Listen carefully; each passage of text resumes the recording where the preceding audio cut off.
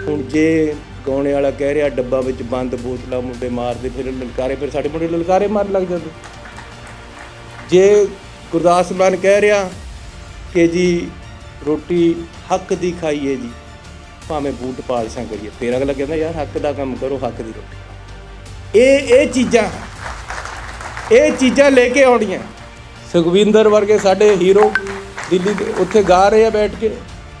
ਮੈਂ ਤਾਂ ਖੁਸ਼ ਬਹੁਤ ਹੋਇਆ ਘੁੱਗੀ ਸਾਹਿਬ ਨੂੰ ਬੈਠ ਕੇ ਦੇਖੋ ਗੁਰਪ੍ਰੀਤ ਘੁੱਗੀ ਜੀ ਬੈਠੇ ਆ।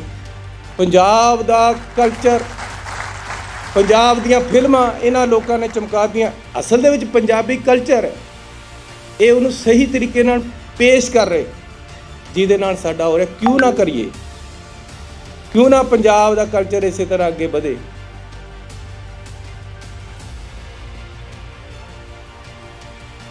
ਇਹ ਸਿਸਟਮ ਨੂੰ ਬਦਲਣਾ ਹੈ, ਇਹ ਸਿਸਟਮ ਨੂੰ ਸੈੱਟ ਕਰਨਾ ਪੈਣਾ।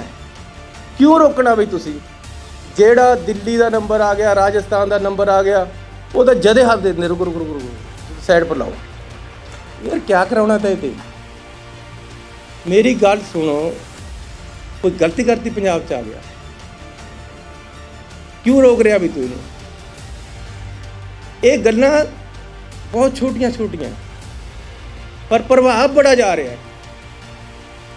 ਪੰਜਾਬ ਇੱਕ ਐਸੀ ਸਟੇਟ ਹੋਣੀ ਚਾਹੀਦੀ ਹੈ ਕਿ ਜਿਹੜਾ ਇੱਥੇ ਆਵੇ ਉਹਨੂੰ ਇਹ ਲੱਗੇ ਕਿ ਯਾਰ ਨਜ਼ਾਰਾ ਆ ਗਿਆ ਹੈ ਹੀ। ਆਪਾਂ ਨਜ਼ਾਰੇ ਵਾਲੇ ਆ।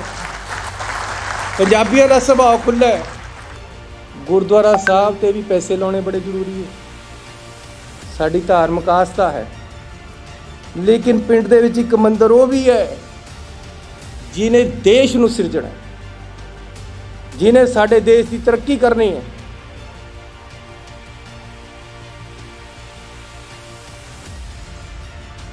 ਕਣਕ ਗੇਰੋ ਉਹਨਾਂ ਦੇ ਘਰ 'ਚ, ਆਟਾ ਦਾਲ ਦਿਓ, ਉਹਨਾਂ ਨੂੰ ਰਾਸ਼ਨ ਦਿਓ, ਫਰੀ ਬਿਜਲੀ ਦਿਓ, ਸਭ ਕੁਝ ਦਿਓ।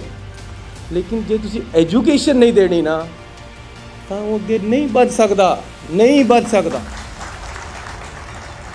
ਸਕੂਲਾਂ ਦੀ ਹਾਲਤ ਸੁਧਾਰਨੀ ਪੈਣੀ ਹੈ, ਚੰਗੇ ਸਕੂਲ ਕਰਨੇ ਪੈਣੇ ਹੈ, ਜੇ ਦੇਸ਼ ਔਰ ਸੂਬੇ ਨੂੰ ਅੱਗੇ ਲੈ ਕੇ ਜਾਣਾ ਹੈ।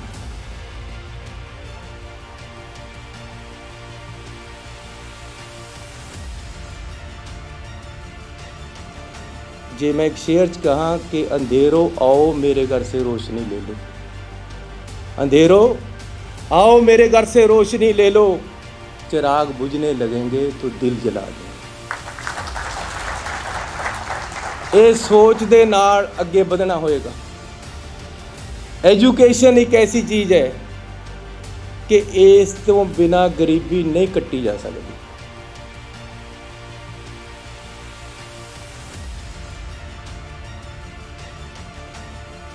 सब तो पहला बंदे की टीचर है जी, वो माँ है।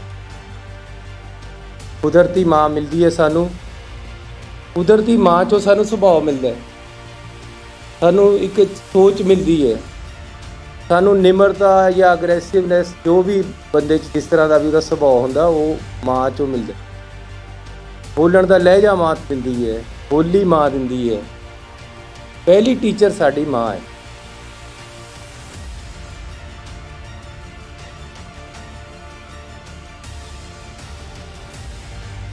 अपनी जान तली ते धरी होवे, देश की एकता अखंडता वास्ते काम करना होवे, देश की रक्षा करनी होवे, तां फौजी बनदा। कहंदा फौजी रब दा है दूजा ना, लगे मेरा वीर वर्ग। किसान नौजवानों नूं जिहड़े पिंडां 'च रहिंदे है या वो मिडल क्लास फैमिलीज़ दे नौजवान जिहड़े शहरां विच रहिंदे है, एक सधारण परिवार 'च जिहड़े नौजवान है, ਉਹਨਾਂ ਨੂੰ मैं बेनती करांगा कि मेरे तो पहला सतनाम सिंह संधू जी वाल देखण कि किस तरह एक आम सधारण किसान का मुंडा एक यूनिवर्सिटी स्थापित कर सकता है, ਉਹਦਾ ਚਾਂਸਲਰ बन सकता। ਤੇ ਇੱਕ ਇੰਨਾ ਵਧੀਆ ਇੰਸਟੀਟਿਊਸ਼ਨ ਚੱਲ ਰਿਹਾ ਕਿ ਸਾਰੀ ਦੁਨੀਆ ਚੋਂ ਇੱਥੇ ਨੌਜਵਾਨ ਪੜ੍ਹਨ ਆਉਂਦੇ। ਸੋ ਮੈਂ ਇਹਨਾਂ ਦਾ ਬੜਾ ਧੰਨਵਾਦੀ ਹਾਂ। ਅੱਜ ਤੁਸੀਂ टीचर्स ਨੂੰ ਸਨਮਾਨਿਤ ਕਰਨ ਲਈ ਅਸੀਂ ਇੱਥੇ ਇਕੱਠੇ ਹੋਏ। ਸਭ ਤੋਂ ਪਹਿਲਾਂ ਬੰਦੇ ਦੀ ਟੀਚਰ ਹੈ ਜਿਹੜੀ ਉਹਦੀ ਮਾਂ ਹੈ। ਕੁਦਰਤੀ ਮਾਂ ਮਿਲਦੀ ਹੈ ਸਾਨੂੰ, ਕੁਦਰਤੀ ਮਾਂ ਚੋਂ ਸਾਨੂੰ ਸੁਭਾਅ ਮਿਲਦਾ ਹੈ, ਸਾਨੂੰ ਇੱਕ ਸੋਚ ਮਿਲਦੀ ਹੈ, ਸਾਨੂੰ ਨਿਮਰਤਾ ਜਾਂ ਅਗਰੈਸਿਵਨੈਸ ਜੋ ਵੀ ਬੰਦੇ 'ਚ ਜਿਸ ਤਰ੍ਹਾਂ ਦਾ ਵੀ ਉਹਦਾ ਸੁਭਾਅ ਹੁੰਦਾ ਉਹ ਮਾਂ ਚੋਂ ਮਿਲਦਾ। ਬੋਲਣ ਦਾ ਲਹਿਜਾ ਮਾਂ ਦਿੰਦੀ ਹੈ, ਬੋਲੀ ਮਾਂ ਦਿੰਦੀ ਹੈ। ਪਹਿਲੀ ਟੀਚਰ ਸਾਡੀ ਮਾਂ ਹੈ ਤੇ ਉਸ ਤੋਂ ਬਾਅਦ ਸਾਡੀ ਜ਼ਿੰਦਗੀ ਨੂੰ ਜੇ ਕੋਈ ਸਹੀ ਤਰੀਕੇ ਨਾਲ ਬਿਲਡ ਕਰਦਾ ਹੈ ਉਹ ਸਾਡਾ ਟੀਚਰ ਹੈ। ਇਹ ਹੁਣ ਕਿਸਮਤ ਨਾਲ ਹੀ ਮਿਲਦੇ ਹੈ, ਜਿਹਨੂੰ ਟੀਚਰ ਚੰਗਾ ਮਿਲ ਗਿਆ ਉਹਨੇ ਚੰਗਾ ਬਣ ਜਾਣਾ। ਜਾਂ ਇਹ ਕਹਿ ਲਓ ਕਿ ਜਿਹੜੇ ਟੀਚਰ ਨੂੰ ਚੰਗੇ ਟੀਚਰ ਨੂੰ ਸਟੂਡੈਂਟ ਚੰਗਾ ਮਿਲ ਗਿਆ ਉਹਨੇ ਚੰਗਾ ਬਣ ਜਾਣਾ। ਤਾਂ ਟੀਚਰ ਤੇ ਜ਼ਿੰਦਗੀ ਖੜੀ ਹੈ, ਟੀਚਰ ਤੇ ਉਹਦਾ ਘਰ ਪਰਿਵਾਰ ਉਹਦਾ ਕਿਸ ਤਰ੍ਹਾਂ ਵਿਕਾਸ ਹੋਣਾ ਉਹ ਖੜਾ ਹੈ। ਟੀਚਰ ਤੇ ਦੇਸ਼ ਖੜਾ ਹੈ ਕਿ ਕਿਸ ਤਰੀਕੇ ਦੇ ਨਾਲ ਦੇਸ਼ ਨੇ ਅੱਗੇ ਵਧਣਾ ਹੈ। ਟੀਚਰ ਤੇ ਹੀ ਸਾਡਾ ਸੂਬਾ ਖੜਾ ਹੈ। ਟੀਚਰ ਦੀ ਬਹੁਤ ਵੱਡੀ ਜ਼ਿੰਮੇਵਾਰੀ ਹੈ ਸਮਾਜ ਦੀ ਸਿਰਜਣਾ ਦੇ ਵਿੱਚ। ਟੀਚਰ ਦੀ ਬਹੁਤ ਵੱਡੀ ਜ਼ਿੰਮੇਵਾਰੀ ਹੈ ਦੇਸ਼ ਦੀ ਡਿਵੈਲਪਮੈਂਟ ਦੇ ਵਿੱਚ। ਟੀਚਰ ਦੀ ਬਹੁਤ ਵੱਡੀ ਜ਼ਿੰਮੇਵਾਰੀ ਹੈ ਦੇਸ਼ ਦੀ ਏਕਤਾ ਔਰ ਅਖੰਡਤਾ ਦੇ ਵਿੱਚ। ਜੇ ਕੋਈ ਇੱਕ ਬੰਦਾ ਜ਼ਿੰਮੇਵਾਰ ਹੈ ਕਿਸੇ ਦੇਸ਼ ਦੀ ਤਰੱਕੀ ਦੇ ਲਈ ਤਾਂ ਉਹ ਟੀਚਰ ਹੈ।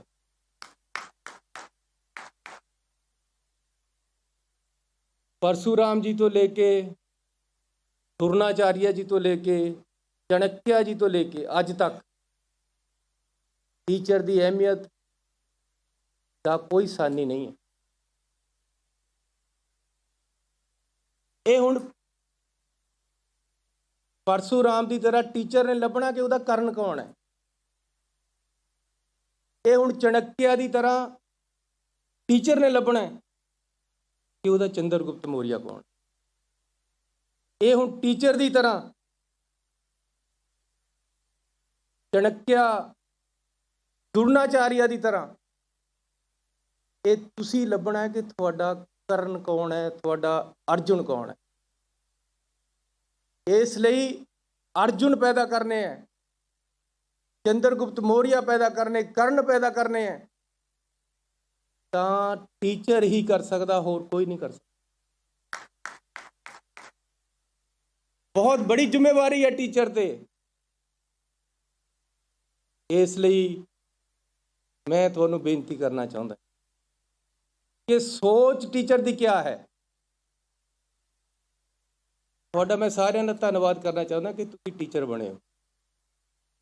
ਠੀਕ ਹੈ, ਜਿਹਨੂੰ ਲక్ష్ਮੀ ਦੀ ਪੂਜਾ ਕਰਨੀ ਉਹ ਪਟਵਾਰੀ ਬਣਨਾ ਚਾਹੁੰਦਾ ਹੈ ਜਾਂ ਕੋਈ ਹੋਰ ਐਸਾ ਕੰਮ ਕਰਨਾ ਚਾਹੁੰਦਾ ਹੈ ਜਿੱਥੇ ਉਹਨੂੰ ਪੈਸੇ ਲੱਭ ਸਕਦੇ ਹੈ। ਇੱਕ ਫੌਜੀ ਉਹ ਬਣਦਾ ਜਿਹਨੇ ਆਪਣੀ ਜਾਨ ਤਲੀ ਤੇ ਧਰੀ ਹੋਵੇ, ਦੇਸ਼ ਦੀ ਏਕਤਾ ਅਖੰਡਤਾ ਵਾਸਤੇ ਕੰਮ ਕਰਨਾ ਹੋਵੇ, ਦੇਸ਼ ਦੀ ਰੱਖਿਆ ਕਰਨੀ ਹੋਵੇ ਤਾਂ ਫੌਜੀ ਬਣਦਾ। ਕਹਿੰਦਾ ਫੌਜੀ ਰੱਬ ਦਾ ਹੈ ਦੂਜਾ ਨਾਂ, ਲੱਗੇ ਮੇਰਾ ਵੀਰ ਵਰਗ। ਫੌਜੀ ਉਹ ਬਣਦਾ ਜਿਹਦੇ ਅੰਦਰ ਜਜ਼ਬਾ ਹੈ। ਟੀਚਰ ਉਹ ਬਣਦਾ ਜਿਹਦੇ ਅਗਰ ਜਜ਼ਬਾ ਕਿ ਮੈਂ ਪੜ੍ਹਾਉਣਾ ਹੈ, ਜਿਹਨੂੰ ਐ ਕਿ ਮੈਂ ਪੈਸੇ ਕਮਾਉਣੇ ਹੈ, ਮੈਂ ਪ੍ਰੋਪਰਟੀਆਂ ਇਕੱਠੀਆਂ ਕਰਨੀਆਂ ਹੈ, ਤਾਂ ਉਹ ਟੀਚਰ ਨਹੀਂ ਬਣਦਾ। ਫਿਰ ਸੋਚ ਹੀ ਨਹੀਂ ਜਾਂਦੀ। ਮੈਂ ਜਦ 10ਵੀਂ ਵਿੱਚ ਪੜ੍ਹਦਾ ਸੀ, ਅਸੀਂ ਐਵੇਂ ਆਪਣੇ ਮਹੱਲੇ 'ਚ ਬਾਹਰ ਖੜ੍ਹੇ, ਮੈਂ ਆਪਣੇ ਦੋਸਤ ਦੇ ਘਰ ਗਿਆ ਹੋਇਆ, ਮੈਨੂੰ ਕਿਸੇ ਨੇ ਪੁੱਛ ਲਿਆ ਤਾਂ ਕਿਹੜੀ ਨੌਕਰੀ ਕਰਨੀ ਹੈ। ਪਤਾ ਨਹੀਂ ਮੇਰੀ ਬਚਪਨ ਤੇ ਸੋਚ ਸੀ, ਮੈਂ ਕਿਹਾ ਮੈਂ ਨੌਕਰੀ ਕਰਨੀ ਹੋਣੀ ਹੈ। ਮੈਂ ਕਿਹਾ ਨੌਕਰੀ ਕਰਨੀ ਨਹੀਂ, ਮੈਂ ਤਾਂ ਇਹ ਕੰਮ ਹੀ ਨਹੀਂ ਕਰਨਾ ਨੌਕਰੀ ਵਾਲਾ। ਆਪਣੀ ਆਪਣੀ ਸੋਚ ਹੈ। ਕਈ ਲੋਕ ਨਹੀਂ ਨੌਕਰੀ ਕਰਨਾ ਚਾਹੁੰਦੇ, ਕਈ ਲੋਕ ਨੌਕਰੀ ਉਹ ਲੱਭਦੇ ਹੈ, ਕਈ ਲੋਕ ਸਰਕਾਰੀ ਨੌਕਰੀ ਉਹ ਲੱਭਦੇ ਹੈ। ਲੇਕਿਨ ਸੋਚ 'ਤੇ ਡਿਪੈਂਡ ਕਰੇਗਾ ਜਿਹੜੀ ਟੀਚਰ ਦੇਗਾ, ਜਿਹੜੀ ਮਾਂ ਦੇਗੀ। ਆਪਣੀ ਸੋਚ ਵੀ ਬਿਲਡ ਕਰਨੀ ਪਏਗੀ ਕਿਉਂਕਿ ਵਿਦਿਆਰਥੀ ਬੈਠੇ, ਮੈਂ ਵਿਦਿਆਰਥੀਆਂ ਨਾਲ ਵੀ ਗੱਲ ਕਰਾਂਗਾ ਕਿ ਪਹਿਲਾਂ ਟੀਚਰ। ਸੋ ਮੈਂ ਤੁਹਾਡਾ ਅੱਜ ਧੰਨਵਾਦੀ ਹਾਂ, ਸੰਸਥਾ ਦਾ ਧੰਨਵਾਦੀ ਹਾਂ ਜਿਨ੍ਹਾਂ ਨੇ ਅੱਛੇ ਟੀਚਰਾਂ ਨੂੰ ਅੱਜ ਸਨਮਾਨਿਤ ਕਰਨਾ ਹੈ। ਸਾਡੇ ਅੱਛੇ ਕੰਮਾਂ ਦੀ ਐਪਰੀਸ਼ੀਏਸ਼ਨ ਹੋਏਗੀ ਤਾਂ ਸਾਨੂੰ ਹੋਰ ਬਲ ਮਿਲੇਗਾ, ਦੂਸਰਿਆਂ ਨੂੰ ਵੀ ਮਿਲੇਗਾ। ਇਸ ਕਰਕੇ ਇਸ ਤਰ੍ਹਾਂ ਦੇ ਅਵਾਰਡ ਹੋਣੇ ਬਹੁਤ ਜ਼ਰੂਰੀ ਹੈ। ਲੇਕਿਨ ਟੀਚਰ ਦੀ ਸੋਚ ਕਿਆ ਹੋਣੀ ਚਾਹੀਦੀ ਹੈ जे मैं एक शेर च कहा कि अंधेरों आओ मेरे घर से रोशनी ले लो, अंधेरों आओ मेरे घर से रोशनी ले लो, चिराग बुझने लगेंगे तो दिल जला दूंगा। ਇਹ ਸੋਚ ਦੇ ਨਾਲ ਅੱਗੇ ਵਧਣਾ ਹੋਏਗਾ। ਐਜੂਕੇਸ਼ਨ ਇੱਕ ਐਸੀ ਚੀਜ਼ ਹੈ ਕਿ ਇਸ ਤੋਂ ਬਿਨਾ ਗਰੀਬੀ ਨਹੀਂ ਕੱਟੀ ਜਾ ਸਕਦੀ। ਤੁਸੀਂ ਜਿੰਨੀ ਮਰਜ਼ੀ ਕਣਕ ਗੇਰੋ ਉਹਨਾਂ ਦੇ ਘਰ 'ਚ, ਆਟਾ ਦਾਲ ਦਿਓ, ਉਹਨਾਂ ਨੂੰ ਰਾਸ਼ਨ ਦਿਓ, ਫਰੀ ਬਿਜਲੀ ਦਿਓ, ਸਭ ਕੁਝ ਦਿਓ, ਲੇਕਿਨ ਜੇ ਤੁਸੀਂ ਐਜੂਕੇਸ਼ਨ ਨਹੀਂ ਦੇਣੀ ਨਾ ਤਾਂ ਉਹ ਅੱਗੇ ਨਹੀਂ ਵੱਧ ਸਕਦਾ, ਨਹੀਂ ਵੱਧ ਸਕਦਾ। ਸਕੂਲਾਂ ਦੀ ਹਾਲਤ ਸੁਧਾਰਨੀ ਪੈਣੀ ਹੈ, ਚੰਗੇ ਸਕੂਲ ਕਰਨੇ ਪੈਣੇ ਹੈ ਜੇ ਦੇਸ਼ ਔਰ ਸੂਬੇ ਨੂੰ ਅੱਗੇ ਲੈ ਕੇ ਜਾਣਾ ਹੈ। ਜਦ ਤੱਕ ਅੱਛੇ ਸਕੂਲ ਨਹੀਂ ਹੈ, ਗੁਰਦੁਆਰਾ ਸਾਹਿਬ 'ਤੇ ਵੀ ਪੈਸੇ ਲਾਉਣੇ ਬੜੇ ਜ਼ਰੂਰੀ ਹੈ। ਸਾਡੀ ਧਾਰਮਿਕ ਆਸਥਾ ਹੈ, ਲੇਕਿਨ ਪਿੰਡ ਦੇ ਵਿੱਚ ਇੱਕ ਮੰਦਿਰ ਉਹ ਵੀ ਹੈ ਜਿਹਨੇ ਦੇਸ਼ ਨੂੰ ਸਿਰਜਣਾ ਹੈ, ਜਿਹਨੇ ਸਾਡੇ ਦੇਸ਼ ਦੀ ਤਰੱਕੀ ਕਰਨੀ ਹੈ। ਮੈਂ ਆਪਣੇ ਖਾਲਸਾ ਸਕੂਲ 'ਚ ਖਰੜ ਪੜ੍ਹਿਆ, ਆਪਣੇ ਪਿੰਡ ਭਜੌਲੀ ਹੈ ਮੇਰਾ, ਉੱਥੇ ਮੈਂ ਪ੍ਰਾਇਮਰੀ ਸਕੂਲ 'ਚ ਪੜ੍ਹਿਆ, ਸਰਕਾਰੀ ਪ੍ਰਾਇਮਰੀ ਸਕੂਲ। ਗੁਰਦੁਆਰੇ ਵਿੱਚ ਸਕੂਲ ਚੱਲਦਾ ਸੀ, ਅਸੀਂ ਘਰ ਤੋਂ ਬੋਰੀ ਲੈ ਕੇ ਜਾਂਦੇ ਸੀ, ਉਹ ਬੋਰੀ ਵਿਛਾ ਕੇ ਅਸੀਂ ਉਹਦੇ 'ਤੇ ਬੈਠਣਾ ਅਤੇ ਫਿਰ ਸਾਡੀ ਕਲਾਸ ਲੱਗਣੀ। ਸਾਡੇ ਟੀਚਰ ਨੇ ਸਾਨੂੰ ਪੜ੍ਹਾਉਣਾ, ਸਾਨੂੰ ਕੁੱਟਣਾ ਵੀ, ਸਾਨੂੰ ਝਿੜਕਣਾ ਵੀ। ਪਹਿਲਾਂ ਕਿਸੇ ਨੂੰ ਤਕਲੀਫ ਨਹੀਂ ਸੀ ਹੁੰਦੀ ਕਿ ਸਾਡੇ ਮੁੰਡੇ ਨੂੰ ਝਿੜਕਿਆ, ਹੁਣ ਮਾੜਾ ਜਿਹਾ ਟੀਚਰ ਝਿੜਕ ਦੇਵੇ, ਤੁਸੀਂ ਸਾਡੇ ਮੁੰਡੇ ਨੂੰ ਝਿੜਕ ਕਿਸ ਤਰ੍ਹਾਂ ਦਿੱਤਾ ਜੀ? ਯਾਰ ਬੱਚੇ ਨੂੰ ਪੜ੍ਹਾਉਣ ਦਿਓ, ਟੀਚਰ ਨੂੰ ਉਹਨੂੰ ਸਮਝਾਉਣ ਦਿਓ, ਮਾੜਾ ਮੋਟਾ ਝਿੜਕ ਕੇ ਵੀ ਪੜ੍ਹਾ ਦੇਗਾ। ਸਮੇਂ ਦੀ ਮੈਨੇਜਮੈਂਟ, ਟਾਈਮ ਮੈਨੇਜਮੈਂਟ ਬਹੁਤ ਜ਼ਰੂਰੀ ਹੈ। ਜਿਹੜਾ ਸਮਾਂ ਬਰਬਾਦ ਕਰਦਾ ਹੈ ਉਹਨੂੰ ਸਮਾਂ ਬਰਬਾਦ ਕਰ ਦਿੰਦਾ। ਇਸ ਕਰਕੇ ਸਮੇਂ ਦੀ ਸੰਭਾਲ, ਸਮੇਂ ਦੀ ਮੈਨੇਜਮੈਂਟ, ਸਾਰਾ ਦਿਨ ਦਾ ਸਕੈਜੂਲ ਬਹੁਤ ਜ਼ਰੂਰੀ ਹੈ। ਤੁਸੀਂ ਤਿਆਰ ਕਰੋ, ਟਾਈਮ ਦੇ ਨਾਲ ਉੱਠਣਾ। ਸੂਰਜ ਜੇ ਤੁਹਾਨੂੰ ਉਠਾਲਦਾ ਹੈ ਤਾਂ ਗਲਤ ਹੈ, ਸੂਰਜ ਨੂੰ ਤੁਸੀਂ ਜਗਾਉਣਾ ਹੈ।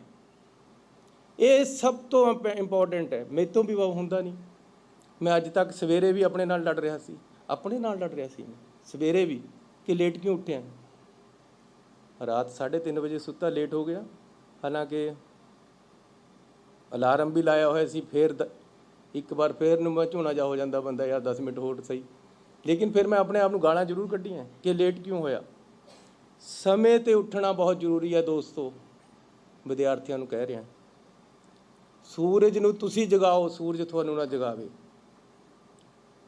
ਅਤੇ ਸਮੇਂ ਦੀ ਮੈਨੇਜਮੈਂਟ ਬਹੁਤ ਜ਼ਰੂਰੀ ਹੈ। ਹਿੰਮਤ ਜ਼ਰੂਰੀ ਹੈ। ਬੇਹਿੰਮਤੇ ਨੇ ਉਹ ਜਿਹੜੇ ਸ਼ਿਕਵਾ ਕਰਨ ਮੁਕੱਦਰਾਂ ਦਾ, ਉੱਗਣ ਵਾਲੇ ਉੱਗ ਪੈਂਦੇ ਨੇ ਸੀਨਾ ਫਾੜ ਕੇ ਪੱਥਰਾਂ ਦਾ। ਹਿੰਮਤ ਕਰਨੀ ਜ਼ਰੂਰੀ ਹੈ। ਆਪਣਾ ਟੀਚਾ ਮਿੱਥਣਾ ਬਹੁਤ ਜ਼ਰੂਰੀ ਹੈ। ਉਸ ਟੀਚੇ 'ਤੇ ਟਾਈਮ ਟੇਬਲ ਬਣਾ ਕੇ ਉਹਦੇ 'ਤੇ ਕੰਮ ਕਰਨਾ, ਸੰਘਰਸ਼ ਕਰਨਾ, ਉਹਦੇ 'ਤੇ ਸਖਤ ਮਿਹਨਤ ਕਰਨਾ ਬਹੁਤ ਜ਼ਰੂਰੀ ਹੈ। ਜਦ ਤੁਸੀਂ ਆਪਣਾ ਇੱਕ ਟੀਚਾ ਬੰਨ੍ਹ ਲਓਗੇ, ਸਖਤ ਮਿਹਨਤ ਕਰੋਗੇ, ਤਾਂ ਪੂਰੀ ਕਾਇਨਾਤ ਤੁਹਾਡੀ ਮਦਦ ਕਰੇਗੀ ਉਸ ਟੀਚੇ ਨੂੰ ਪੂਰਾ ਕਰਨ ਵਾਸਤੇ। ਇਹ ਮੇਰਾ ਯਕੀਨ ਹੈ, ਮੇਰੀ ਗਰੰਟੀ ਹੈ ਕਿ ਤੁਸੀਂ ਇੱਕ ਵਾਰ ਆਪਣਾ ਟੀਚਾ ਬੰਨੋ ਕਿ ਮੈਂ ਇੱਥੇ ਪਹੁੰਚਣਾ ਚਾਹੁੰਦਾ, ਵੱਡਾ ਟੀਚਾ ਰੱਖੋ। ਉਸ ਟੀਚੇ ਨੂੰ ਅਚੀਵ ਕਰਨ ਵਾਸਤੇ ਸਖਤ ਮਿਹਨਤ ਕਰੋ, ਟਾਈਮ ਟੇਬਲ ਬਣਾਓ।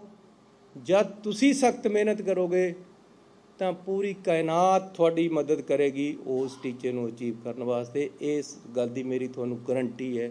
ਤੁਸੀਂ ਉੱਥੇ ਪਹੁੰਚੋਗੇ ਜਿੱਥੇ ਪਹੁੰਚਣਾ ਚਾਹੁੰਦੇ ਹੋ, ਮੇਰਾ ਵਿਸ਼ਵਾਸ ਹੈ। ਔਰ ਵਿਸ਼ਵਾਸ ਕਰਕੇ ਉਸ 'ਤੇ ਕੰਮ ਕਰਨਾ ਸ਼ੁਰੂ ਕਰੋ।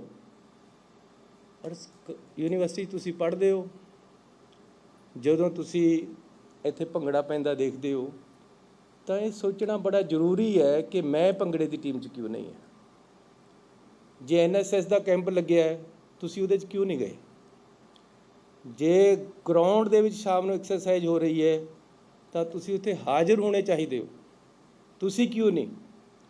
ਮੈਂ ਖਾਲਸਾ ਕਾਲਜ 'ਚ ਪੜ੍ਹਿਆ, ਮੈਂ ਭੰਗੜੇ ਦੀ ਟੀਮ ਵਿੱਚ ਵੀ ਸੀ, ਮੈਂ NSS ਦਾ ਕੈਂਪ ਵੀ ਲਗਾਇਆ, ਮੈਂ NCC ਦਾ ਵੀ ਕੈਡਟ ਸੀ, ਮੈਂ ਸਕੂਲ ਦੀ ਮੈਨੇਜਮੈਂਟ ਵੀ ਸੀ, ਉਹਨਾਂ ਦੇ ਨਾਲ ਇੱਕ ਕਮੇਟੀ ਦੇ ਵਿੱਚ।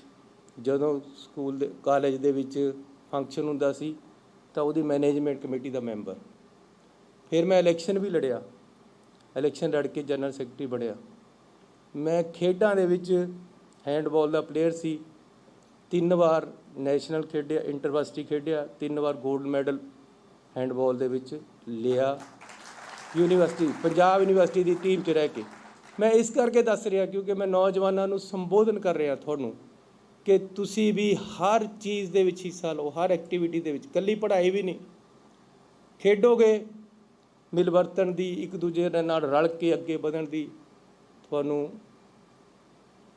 ਇੱਕ ਤਰੀਕਾ ਮਿਲੇਗਾ। ਕਿਸ ਤਰ੍ਹਾਂ ਜ਼ਿੰਦਗੀ ਦੇ ਵਿੱਚ ਇਕੱਠੇ ਹੋ ਕੇ ਅੱਗੇ ਵੱਧ ਕੇ ਆਪਣੇ ਟਾਰਗੇਟ ਨੂੰ ਅਚੀਵ ਕਰਨਾ ਹੈ। ਨਾਲ ਦਿਆਂ ਨੂੰ ਉੱਪਰ ਚੱਕੋ। ਜੇ ਤੁਹਾਡੇ ਬਾਪੂ ਕੋਲ ਪੈਸੇ ਹੈਗੇ ਹੈ ਤਾਂ ਆਪਣੇ ਦੋਸਤਾਂ ਦੀਆਂ ਫੀਸਾਂ ਦਿਓ, ਬੜਾ ਜ਼ਰੂਰੀ ਹੈ ਉਹਨੂੰ ਨਾਲ ਲੈ ਕੇ ਉੱਪਰ ਆਉਣਾ। ਇੱਕ ਗਰੀਬ ਹੈ, ਜੇ ਤੁਸੀਂ ਕ੍ਰਿਸ਼ਨ ਹੋ ਤਾਂ ਸਦਾਮੇ ਨੂੰ ਨਾਲ ਬੁਲਾਓ ਕਿ ਤੁਸੀਂ ਆਓ, ਉਹਨੂੰ ਨਾਲ ਲੈ ਕੇ ਉਹਨੂੰ ਤਕੜਾ ਕਰੋ ਜਿਹੜਾ ਤੁਹਾਡਾ ਗਰੀਬ ਦੋਸਤ ਹੈ। ਇਹ ਬੜੀਆਂ ਇੰਪੋਰਟੈਂਟ ਔਰ ਜ਼ਰੂਰੀ ਗੱਲਾਂ ਤੁਹਾਡੀ ਜ਼ਿੰਦਗੀ ਦੀਆਂ। ਇਸ ਲਈ ਮੈਂ ਸ਼ਾਇਦ ਜ਼ਿਆਦਾ ਟਾਈਮ ਲੈ ਰਿਹਾ ਤੁਹਾਡਾ, ਪਰ ਜਦੋਂ ਮੈਂ ਪੜ੍ਹਦਾ ਸੀ ਤਾਂ ਬੱਸ ਦੇ ਵਿੱਚ ਪਾਸ ਬਣਦਾ ਸੀ, ਹੁਣ ਨਹੀਂ ਬਣਦਾ। ਹੁਣ ਵੀ ਬਣਨਾ ਚਾਹੀਦਾ, ਹੁਣ ਕਿਉਂ ਨਹੀਂ ਬਣਦਾ? ਹੁਣ ਵੀ ਬਣਾਵਾਂਗੇ ਕਿਉਂਕਿ ਮੈਨੂੰ ਤਾਂ ਪਤਾ ਹੈ ਨਾ ਕਿ ਇੱਕ ਪਾਰੇ ਪਾਸ ਬਣਦਾ ਸੀ, ਉਸ ਤੋਂ ਬਾਅਦ ਤਾਂ ਉਹਦੀ ਪਰ ਚਲੀ ਜਾਂਦਾ ਸੀ ਪੂਰਾ ਸਾਲ। 3 ਮਹੀਨੇ ਵਾਲਾ ਫਿਰ ਕਦੇ ਰਿਨਿਊ ਕਰਾਏ ਨਹੀਂ ਸੀ ਹੁੰਦਾ। ਅਸਲੀਅਤ ਇਹੀ ਹੈ, ਪੈਸੇ ਨਹੀਂ ਸੀ ਕਿ ਦੁਬਾਰਾ ਰਿਨਿਊ ਨਹੀਂ ਸੀ ਕਰਾ ਹੁੰਦਾ। ਫਿਰ ਕੰਡਕਟਰ ਸਾਹਿਬ ਨੂੰ ਸਲੂਟ ਮਾਰਨਾ ਪੈਂਦਾ ਸੀ, ਯਾਰ ਠੀਕ ਹੈ। ਉਹ ਵੀ ਕਹਿੰਦਾ ਚੱਲ ਇੱਕ ਵਾਰ ਤਾਂ ਬਣਾਇਆ ਇਹਨੇ। ਹਾਲਤ ਤਾਂ ਇਹ ਹੈ ਕਿ ਇੱਕ ਵਾਰ ਪਾਸ ਵੀ ਜਿਹੜਾ ਹੈ, ਜਿਹੜਾ ਕੰਸੈਸ਼ਨਲ ਰੇਟ 'ਤੇ ਬਣਨਾ 10% 'ਤੇ, ਉਹ ਵੀ ਰਿਨਿਊ ਨਹੀਂ ਕਰਾ ਹੋ ਰਿਹਾ ਸਾਡੇ ਮੁੰਡਿਆਂ ਦੇ। ਇਹ ਅਸਲੀਅਤ ਹੈ, ਮੇਰੀ ਵੀ ਰਹੀ ਹੈ ਅਤੇ ਅਜੇ ਵੀ ਹੈ। ਇਸ ਕਰਕੇ ਮੈਨੂੰ ਸਮਝਣਾ ਪਏਗਾ ਨਾ ਮੇਰੇ ਸਟੇਟ ਦੇ ਨੌਜਵਾਨਾਂ ਦੀ ਕਿਆ ਸਥਿਤੀ ਹੈ, ਮੈਂ ਉਸ ਦੇ ਨਾਲ ਉਹਨਾਂ ਨੂੰ ਸੁਵਿਧਾ ਦੇਵਾਂ। ਅੱਛੀ ਪੜ੍ਹਾਈ ਤਾਂ ਹੀ ਕਰਨਗੇ। ਟੀਚਰ, ਮੇਰੇ ਟੀਚਰਾਂ ਦਾ ਸੁਣੋ, ਭਰਤੀ ਕਰੇ ਖਰੜ ਦਾ ਟੀਚਰ, ਮੋਹਾਲੀ ਦਾ, ਪਟਿਆਲੇ ਦਾ, ਲਗਾਇਆ ਹੋਇਆ ਬਾਰਡਰ 'ਤੇ 3 ਸਾਲ ਹੋ ਗਏ। ਉਹਦੀ ਮਾਂ ਨੌਕਰੀ ਕਰ ਰਹੀ ਹੈ ਨਾਲ ਬੈਠੀ ਕੁੜੀ ਦੇ ਉੱਤੇ। ਯਾਰ ਨੇੜੇ ਲਾ ਦਿਓ ਉਹਨਾਂ ਨੂੰ। ਟੀਚਰ ਹੈ ਜਿਹੜਾ, ਜੇ ਉਹ ਸੌਖਾ ਨਹੀਂ ਹੋਏਗਾ, 2 ਘੰਟੇ ਬੱਸ 'ਚ ਜਾਏਗਾ, ਫਿਰ ਉਹ ਪੜ੍ਹਾਏਗਾ ਕਿਆ? 2 ਘੰਟੇ ਫਿਰ ਨੂੰ ਆਉਣਾ ਵੀ ਹੈ। ਕਿਉਂ ਨਾ ਉਹਨੂੰ 2, 4, 5, 10 ਕਿਲੋਮੀਟਰ ਦੇ ਵਿੱਚ ਉਹਨੂੰ ਨੌਕਰੀ ਦੇ ਦਿਓ ਕਿ ਜਿੱਥੇ ਉਹ ਲੱਗਣਾ ਚਾਹੁੰਦਾ ਹੈ। ਨੇੜੇ ਕਰ ਦਿਓ ਉਹਨਾਂ ਨੂੰ। ਇਹ ਅਸੀਂ ਕਰਨ ਲੱਗੇ ਹਾਂ ਆਪਣੇ ਪੰਜਾਬ ਦੇ ਵਿੱਚ। ਸਾਡੇ ਪਾਸ ਕਿੰਨੇ ਟੀਚਰ ਹੈ, ਸਾਰੇ ਕਿਤੇ ਨਾ ਕਿਤੇ ਦੂਰ ਮਾਰੇ ਹੋਏ ਹੈ, ਐਵੇਂ ਸਜ਼ਾ ਦੇਈ ਜਾਂਦੇ। ਕਾਹਦੇ ਵਾਸਤੇ ਵੀ? ਮੈਂ ਕਿਹਾ ਵੀ ਕਿ ਜੀ ਇਹਨਾਂ ਨੂੰ ਨੇੜੇ ਕਰੋ। ਇਸ ਤੋਂ ਪਹਿਲਾਂ ਜਦ ਮੈਂ ਮੁੱਖ ਮੰਤਰੀ ਨਹੀਂ ਸੀ, ਕਹਿੰਦੇ ਜੀ 3 ਸਾਲ ਤਾਂ ਬਾਰਡਰ ਏਰੀਆ ਦੇ ਲਾਏਗਾ। ਵੀ ਬਾਰਡਰ ਏਰੀਆ ਦੇ ਬੰਦੇ ਰੱਖ ਲਓ ਉੱਥੇ ਵਾਸਤੇ, ਉਹ ਨੇੜੇ ਪੜ੍ਹਾ ਦੇਣਗੇ। ਹੁਣ ਸਾਡੀ ਕੁੜੀ ਹੈ ਇੱਥੇ ਦੀ, ਨਾਲ ਮਾਂ ਗਈ ਵੀ ਇੱਕ ਵਾਰੀ ਕੁੜੀ ਦੇ ਨੌਕਰੀ ਦਾ, ਮਾਂ ਕਰ ਰਹੀ ਉੱਥੇ ਬੈਠੀ। ਇਹਨਾਂ ਨੂੰ ਸਾਰਿਆਂ ਨੂੰ ਨੇੜੇ ਕਰਨਾ। ਇੱਕ ਇੰਪਲਾਈ ਹੈ ਜਿਹੜਾ ਸਾਡਾ, ਉਹਨੂੰ ਸੌਖ ਮਿਲਣੀ ਚਾਹੀਦੀ, ਕੰਫਰਟ ਜ਼ੋਨ ਹੋਣਾ ਚਾਹੀਦਾ ਉਹਨੂੰ। ਸਰਕਾਰ ਉਹਨੂੰ ਫੈਸਿਲੀਟੇਟ ਕਰੇ ਕਿ ਉਹ ਅੱਛਾ ਕੰਮ ਕਰ ਸਕੇ। ਇੰਨੀ ਕੁ ਤਨਖਾਹ ਉਹਨੂੰ ਜ਼ਰੂਰ ਮਿਲੇ ਕਿ ਉਹਦਾ ਗੁਜ਼ਾਰਾ ਹੋ ਸਕੇ। ਇਹ ਥੋੜ੍ਹਾ ਹੈ ਕਿ 5-7 ਹਜ਼ਾਰ ਦੇ ਵਿੱਚ ਲੱਗਿਆ ਹੋਇਆ ਤਾਂ ਘਸਾਈ ਜਾਓ ਉਹਨੂੰ ਆਊਟਸੋਰਸ ਦੇ ਵਿੱਚ। ਸਾਰੀ ਉਮਰ ਤਲਵਾਰ ਲਟਕੀ ਜਾਣੀ ਹੈ ਕਿ ਜੀ ਆਊਟਸੋਰਸ 'ਤੇ ਲੱਗਿਆ ਹੋਇਆ। ਇਹ ਗੱਲਾਂ ਅਸੀਂ ਕਰਾਂਗੇ, ਟਾਈਮ ਆ ਰਿਹਾ ਹੈ। ਟਾਈਮ ਜਿੰਨਾ ਮੈਨੂੰ ਮਿਲਿਆ ਉਹਦੇ ਵਿੱਚ ਜਿੰਨੀਆਂ ਕਰ ਸਕਦੇ ਕਰਾਂਗੇ, ਲੇਕਿਨ ਇੱਕ ਸਿਸਟਮ ਤਿਆਰ ਕਰਨਾ ਹੈ। ਲੋਕ ਸਾਡੇ ਸਿਸਟਮ ਤੋਂ ਤੰਗ ਹੋਏ ਵੇ, ਸਿਸਟਮ ਉਲਝਿਆ ਹੋਇਆ ਹੈ। ਹੁਣ ਬਾਹਰ ਸਾਡੇ NRI ਭਰਾ ਬੈਠੇ ਹੈ। ਮੈਂ ਆਪਣੇ ਪਿੰਡ ਤੋਂ ਉੱਠ ਕੇ ਖਰੜ ਆਇਆ। ਮੈਨੂੰ ਹਰ ਟਾਈਮ ਆਪਣੇ ਪਿੰਡ ਦੀ ਸੋਚ ਹੈ ਕਿ ਮੈਂ ਆਪਣੇ ਪਿੰਡ ਨੂੰ ਸੋਹਣਾ ਬਣਾ ਸਕਾਂ, ਵਧੀਆ ਬਣਾ ਸਕਾਂ। ਮੈਂ ਮੰਤਰੀ ਬਣਿਆ, ਸਭ ਤੋਂ ਪਹਿਲਾਂ ਆਪਣੇ ਪਿੰਡ ਨੂੰ 51 ਲੱਖ ਰੁਪਈਆ ਦੇ ਕੇ ਆਇਆ। ਬਈ ਮੇਰਾ ਪਿੰਡ ਹੈ, ਹਰ ਕਿਸੇ ਨੂੰ ਹੁੰਦਾ। ਇਸੇ ਤਰ੍ਹਾਂ ਜਿਹੜੇ ਸਾਡੇ NRI ਭਰਾ ਬਾਹਰ ਬੈਠੇ ਹੈ, ਉਹਨਾਂ ਨੂੰ ਬੜਾ ਫਿਕਰ ਹੈ, ਉਹਨਾਂ ਨੂੰ ਬੜੀ ਸੋਚ ਹੈ, ਉਹਨਾਂ ਨੂੰ ਆਪਣੇ ਪਿੰਡ ਦੇ ਨਾਲ ਪਿਆਰ ਹੈ। ਉਹ ਕਦੇ ਗੁਰਦੁਆਰੇ ਨੂੰ ਪੈਸੇ ਦੇ ਕੇ ਜਾਂਦੇ, ਕਦੇ ਬੱਸ ਸਟੈਂਡ ਨੂੰ ਪੈਸੇ ਦੇ ਕੇ ਜਾਂਦੇ, ਕਦੇ ਸ਼ਮਸ਼ਾਨ ਘਾਟ ਬਣਾ ਕੇ ਜਾਂਦੇ। ਉਹਨਾਂ ਦਾ ਲਗਾਓ ਹੈ ਪਿੰਡ ਦੇ ਨਾਲ। ਉਹ ਲਗਾਓ ਨੂੰ ਅਸੀਂ ਮੇਨਟੇਨ ਕਰਨਾ, ਉਸ ਨੂੰ ਨਾਲ ਜੋੜਨਾ ਹੈ। ਇਸ ਕਰਕੇ ਆਪਣੇ ਪਿੰਡ ਵਾਸਤੇ ਕੁਛ ਨਾ ਕੁਛ ਕਰਨਾ ਹੈ। ਉਹ ਸਾਰਾ ਕੁਛ ਅਸੀਂ ਸਿਸਟਮ ਦੇ ਵਿੱਚ ਲਿਆ ਕੇ ਜੋੜਾਂਗੇ। ਉਹ ਸਾਡੇ ਸਿਸਟਮ ਤੋਂ ਤੰਗ ਹੈ। ਕਿਉਂਕਿ ਜਾ ਰਹੇ ਇੱਥੇ ਤੇ ਕੈਨੇਡਾ ਜਾਂਦਾ ਬੰਦਾ, ਉਹ ਸੋਚਦਾ ਯਾਰ ਉਹ ਤਾਂ ਗੱਲ ਹੀ ਕੁਛ ਹੋਰ, ਨਾ ਟ੍ਰੈਫਿਕ ਵਾਲਾ ਰੋਕਦਾ ਹੈ। ਜੇ ਤੱਕ ਤੁਸੀਂ ਗਲਤੀ ਨਹੀਂ ਕਰਦੇ ਟ੍ਰੈਫਿਕ ਵਾਲੇ ਨੇ ਰੋਕਣਾ ਹੀ ਨਹੀਂ। ਇੱਥੇ ਟ੍ਰੈਫਿਕ ਵਾਲਾ ਜੇ ਤੁਸੀਂ ਠੀਕ ਚੱਲ ਰਹੇ ਤਾਂ ਰੋਕਦਾ। ਇਹ ਸਿਸਟਮ ਨੂੰ ਬਦਲਣਾ ਹੈ, ਇਹ ਸਿਸਟਮ ਨੂੰ ਸੈੱਟ ਕਰਨਾ ਪੈਣਾ ਹੈ। ਕਿਉਂ ਰੋਕਣਾ ਬਈ ਤੁਸੀਂ? ਜਿਹੜਾ ਦਿੱਲੀ ਦਾ ਨੰਬਰ ਆ ਗਿਆ, ਰਾਜਸਥਾਨ ਦਾ ਨੰਬਰ ਆ ਗਿਆ, ਉਹ ਤਾਂ ਜਦੇ ਹੱਥ ਦੇ ਦਿੰਦੇ, ਰੁਕੋ ਰੁਕੋ ਰੁਕੋ ਸਾਈਡ ਪਰ ਲਾਓ। ਯਾਰ ਕਿਆ ਕਰਾਉਣਾ ਤਾਂ ਇਹ ਤੇ? ਮੇਰੀ ਗੱਲ ਸੁਣੋ, ਕੋਈ ਗਲਤੀ ਕਰਤੀ ਪੰਜਾਬ 'ਚ ਆ ਗਿਆ, ਕਿਉਂ ਰੋਕ ਰਿਹਾ ਵੀ ਤੂੰ ਇਹਨੂੰ? ਇਹ ਗੱਲਾਂ ਬਹੁਤ ਛੋਟੀਆਂ ਛੋਟੀਆਂ ਪਰ ਪ੍ਰਭਾਵ ਬੜਾ ਜਾ ਰਿਹਾ ਹੈ। ਪੰਜਾਬ ਇੱਕ ਐਸੀ ਸਟੇਟ ਹੋਣੀ ਚਾਹੀਦੀ ਹੈ ਕਿ ਜਿਹੜਾ ਇੱਥੇ ਆਵੇ ਉਹਨੂੰ ਇਹ ਲੱਗੇ ਕਿ ਯਾਰ ਨਜ਼ਾਰਾ ਆ ਗਿਆ। ਹੈ ਹੀ ਆਪਾਂ ਨਜ਼ਾਰੇ ਵਾਲੇ ਆ। ਪੰਜਾਬੀਆਂ ਦਾ ਸੁਭਾਅ ਖੁੱਲ੍ਹਾ ਹੈ, ਪੰਜਾਬੀ ਦਾਨੀ ਹੈ, ਪੰਜਾਬੀ ਕੁਰਬਾਨੀ ਕਰਨ ਜਾਣਦਾ ਦੇਸ਼ ਵਾਸਤੇ ਲੜਨਾ ਮਰਨਾ ਜਾਣਦਾ ਹੈ। ਇੱਕ ਦੂਸਰੇ ਵਾਸਤੇ ਖੁੱਲ੍ਹੇ ਦਿਲ ਹੈ ਪੰਜਾਬੀਆਂ ਦੇ। ਪੰਜਾਬ ਦਾ ਖਾਣਾ, ਪੰਜਾਬ ਦਾ ਰਹਿਣ ਸਹਿਣ, ਪੰਜਾਬ ਦਾ ਕਲਚਰ ਕਿੰਨਾ ਅਮੀਰ ਹੈ। ਤੁਸੀਂ ਦੇਖੋ ਕੋਈ ਪਿਕਚਰ ਨਹੀਂ ਬਣਦੀ ਜਿਹਦੇ 'ਚ ਪੰਜਾਬੀ ਗਾਣੇ ਦੀ ਤਰਜ ਨਾ ਹੋਵੇ। ਚੱਲਦੀ ਹੈ ਕੋਈ ਪੰਜਾਬੀ ਗਾਣੇ ਦੀ ਤਰਜ ਲਾਓ, ਬੱਲੇ ਬੱਲੇ ਹੋ ਜਾਂਦੀ ਹੈ। ਸੁਖਵਿੰਦਰ ਵਰਗੇ ਸਾਡੇ ਹੀਰੋ ਦਿੱਲੀ ਦੇ ਉੱਥੇ ਗਾ ਰਹੇ ਆ ਬੈਠ ਕੇ। ਮੈਂ ਤਾਂ ਖੁਸ਼ੇ ਬਹੁਤ ਹੋਇਆ ਘੁੱਗੀ ਸਾਹਿਬ ਨੂੰ ਬੈਠ ਕੇ ਦੇਖੋ ਗੁਰਪ੍ਰੀਤ ਘੁੱਗੀ ਜੀ ਬੈਠੇ ਆ। ਪੰਜਾਬ ਦਾ ਕਲਚਰ, ਪੰਜਾਬ ਦੀਆਂ ਫਿਲਮਾਂ ਇਹਨਾਂ ਲੋਕਾਂ ਨੇ ਚਮਕਾਤੀਆਂ। ਅਸਲ ਦੇ ਵਿੱਚ ਪੰਜਾਬੀ ਕਲਚਰ ਹੈ, ਇਹ ਉਹਨੂੰ ਸਹੀ ਤਰੀਕੇ ਨਾਲ ਪੇਸ਼ ਕਰ ਰਹੇ, ਜਿਹਦੇ ਨਾਲ ਸਾਡਾ ਹੋ ਰਿਹਾ। ਕਿਉਂ ਨਾ ਕਰੀਏ? ਕਿਉਂ ਨਾ ਪੰਜਾਬ ਦਾ ਕਲਚਰ ਇਸੇ ਤਰ੍ਹਾਂ ਅੱਗੇ ਵਧੇ? ਕਿਉਂ ਸਾਡੇ 'ਚ ਕੁਛ ਥੋੜ੍ਹੀਆਂ ਜਿਹੀਆਂ ਕਾਲੀਆਂ ਭੇਡਾਂ, ਇਹ ਟ੍ਰੈਫਿਕ ਵਾਲੇ ਹੋਏ ਜਾਂ ਕੁਛ ਹੋਰ ਪੈਸੇ ਲੈਣੇ ਵਾਲੇ ਹੋਏ ਜਾਂ ਸਾਡੀਆਂ ਰਿਸ਼ਤੀਆਂ ਦੇ ਵਿੱਚ ਤੰਗ ਕਰਦੇ ਹੋਏ, ਇਹਨਾਂ ਨੂੰ ਕਿਉਂ ਨਾ ਅਸੀਂ ਕੱਢ ਕੇ ਬਾਹਰ ਮਾਰੀਏ? ਸਹੀ ਸਿਸਟਮ, ਵਧੀਆ ਸਿਸਟਮ ਦੇਣਾ ਪੰਜਾਬ ਨੂੰ, ਜਿਹਦੀ ਮਿਸਾਲ ਹੋਵੇ ਸਾਰੀ ਦੁਨੀਆ ਦੇ। ਜਦ ਸਾਡਾ NRI ਆਵੇ ਉਹਨੂੰ ਮਾਣ ਹੋਵੇ, ਯਾਰ ਮੈਂ ਆਪਣੇ ਸ਼ਹਿਰ ਵਿੱਚ ਆਇਆ, ਆਪਣੇ ਪਿੰਡ 'ਚ ਆਇਆ। ਹੁਣ ਉਹ ਕਹਿੰਦਾ ਯਾਰ ਮੈਂ ਕੈਨੇਡਾ ਵਿੱਚ ਆਇਆ, ਉਰੇ ਤਾਂ ਸਿਸਟਮ ਇਹ ਹੋ ਰਿਹਾ, ਮੈਨੂੰ ਕੋਈ ਪੁੱਛਦਾ ਨਹੀਂ, ਕੋਈ ਗਲਤ ਨਹੀਂ ਗੱਲ, ਕੋਈ ਵਾਸਤਾ ਨਹੀਂ। ਮੇਰੇ ਤਾਂ ਇੱਥੇ ਟ੍ਰੈਫਿਕ 'ਤੇ ਹੀ ਤੰਗ ਹੋ ਜਾਂਦੇ, ਉਹ ਗੱਡੀ ਨਹੀਂ ਚਲਾਉਂਦੇ ਆ ਕੇ ਕਿ ਯਾਰ ਕੋਈ ਵਿੱਚ ਮਾਰੇ ਨਾ ਦੇਵੇ। ਪਹਿਲਾਂ ਉਰੀ ਚਲਾਉਂਦੇ ਹੁੰਦੇ ਵੈਸੇ, ਲੇਕਿਨ ਬਾਅਦ ਦੇ ਵਿੱਚ ਸਿਸਟਮ ਉੱਥੇ ਦਾ ਦੇਖ ਲੈਂਦੇ। ਸੋ ਸਾਨੂੰ ਉਸ ਤਰੀਕੇ ਦਾ ਸਿਸਟਮ ਦੇਣਾ ਪੈਣਾ ਹੈ। ਸਿਸਟਮ ਦੇ ਵਿੱਚ ਚੇਂਜ ਲਿਆਉਣੀ ਪੈਣੀ ਹੈ। ਸਿਸਟਮ ਹੀ ਖਰਾਬ ਹੈ। ਸਿਸਟਮ ਦੇ ਵਿੱਚ ਕਰਪਸ਼ਨ ਆਈ ਹੋਈ ਹੈ ਜਿਹੜੀ, ਸਿਸਟਮ ਦੇ ਵਿੱਚ ਭ੍ਰਿਸ਼ਟਾਚਾਰ ਤੋਂ ਇਲਾਵਾ ਸੋਚ ਬਦਲਣੀ ਪੈਣੀ। ਇਹ ਸੋਚ ਨੂੰ ਅਸੀਂ ਇੱਕ ਲੈਵਲ 'ਤੇ ਲੈ ਕੇ ਆਵਾਂਗੇ ਜਿੱਥੇ ਸਾਡੀ ਸਹੀ ਸੋਚ ਮੰਨੀ ਜਾਏਗੀ। ਔਰ ਇਸ ਦੀ ਜ਼ਿੰਮੇਵਾਰੀ ਸਾਰੀ ਟੀਚਰਾਂ 'ਤੇ ਵੀ ਹੈ। ਹਾਲਾਂਕਿ ਇੰਪਲੀਮੈਂਟੇਸ਼ਨ ਹੈ ਜਿਹੜੀ ਲਾਅ ਦੀ, ਉਹ ਬਹੁਤ ਜ਼ਰੂਰੀ ਹੈ। ਲਾਅ ਸਾਡੇ ਬਣੇ ਹੋਏ, ਚੰਡੀਗੜ੍ਹ ਦੇ ਵਿੱਚ ਐਂਟਰ ਕਰਨ ਲੱਗੋ ਤਾਂ ਬੈਲਟ ਲਾ ਲੈਂਦੇ ਆਪਾਂ, ਮੋਹਾਲੀ ਦੇ ਵਿੱਚ ਨਹੀਂ ਲਾਉਂਦੇ। ਕਾਰਨ ਕੀ ਹੈ? ਸਿੰਪਲ ਜਿਹਾ ਕਾਰਨ ਹੈ, ਉਹ ਸੈੱਟ ਕਰਨਾ ਪੈਣਾ ਹੈ। ਲੇਕਿਨ ਜਿਹੜੀ ਗੱਲ ਟੀਚਰ ਨੇ ਕਰ ਦੇਣੀ ਹੈ, ਜਿਹੜੀ ਤੁਸੀਂ ਕਰਨੀ ਹੈ, ਉਹ ਮੈਂ ਨਹੀਂ ਕਰ ਸਕਦਾ। ਜਿਹੜਾ ਘੁੱਗੀ ਨੇ ਕਹਿ ਦੇਣਾ ਨਾ ਖੜ ਕੇ ਸਟੇਜ 'ਤੇ ਜਾਂ ਪਿਕਚਰ ਦੇ ਵਿੱਚ, ਉਹ ਮੈਂ ਨਹੀਂ ਕਹਿ ਸਕਦਾ। ਪਿਕਚਰਾਂ ਐਸੀਆਂ ਆਉਣੀਆਂ ਚਾਹੀਦੀਆਂ ਜਿਹੜੀ ਦੇ ਵਿੱਚ ਸੇਧ ਵੀ ਹੋਵੇ, ਕਲਚਰਲ, ਉਹਦੇ 'ਚ ਖੁਸ਼ ਕਰਨ ਵਾਲਾ ਵੀ ਹੋਵੇ, ਇੱਕ ਅੱਛੀ ਸਟੋਰੀ ਵੀ ਹੋਵੇ, ਉਹਦੇ 'ਚ ਇਹ ਵੀ ਮੈਸੇਜ ਹੋਵੇ ਕਿ ਆਪਣੇ ਸਮਾਜ ਨੂੰ ਕਿਸ ਤਰ੍ਹਾਂ ਸੁਧਾਰਨਾ।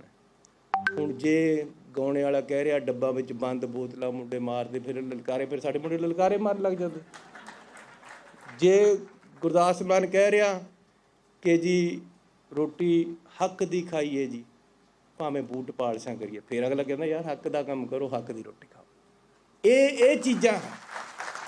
ਇਹ ਚੀਜ਼ਾਂ ਲੈ ਕੇ ਆਉਣੀਆਂ।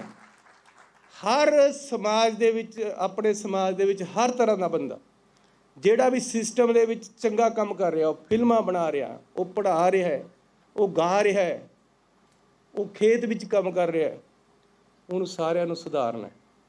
ਸੋ ਅੱਜ ਮੈਂ ਹੋਰ ਜ਼ਿਆਦਾ ਨਹੀਂ, ਫਿਰ ਕਿਸੇ ਦਿਨ ਤੁਹਾਡੇ ਨਾਲ ਆਵਾਂਗਾ। ਮੇਰੀ ਆਪਣੀ ਯੂਨੀਵਰਸਿਟੀ, ਮੇਰਾ ਆਪਣਾ ਇੱਥੇ ਇਲਾਕਾ ਹੈ। ਤੁਸੀਂ ਸਾਰੇ ਜਾਣੇ ਆਪਣੇ ਉਹ ਟੀਚਰਾਂ ਦੇ ਨਾਲ ਅਤੇ ਵਿਦਿਆਰਥੀਆਂ ਦੇ ਨਾਲ ਅੱਜ ਮੈਨੂੰ ਗੱਲ ਕਰਨ ਦਾ ਮੌਕਾ ਮਿਲਿਆ। ਤੁਹਾਡਾ ਸਾਰਿਆਂ ਦਾ ਬਹੁਤ ਬਹੁਤ ਧੰਨਵਾਦ। ਤੁਹਾਨੂੰ ਬਹੁਤ ਬਹੁਤ ਮੁਬਾਰਕਾਂ, ਬਹੁਤ ਬਹੁਤ ਸ਼ੁਭਕਾਮਨਾਵਾਂ। ਪਰਮਾਤਮਾ ਤੁਹਾਨੂੰ ਤਰੱਕੀਆਂ ਬਖਸ਼ੇ।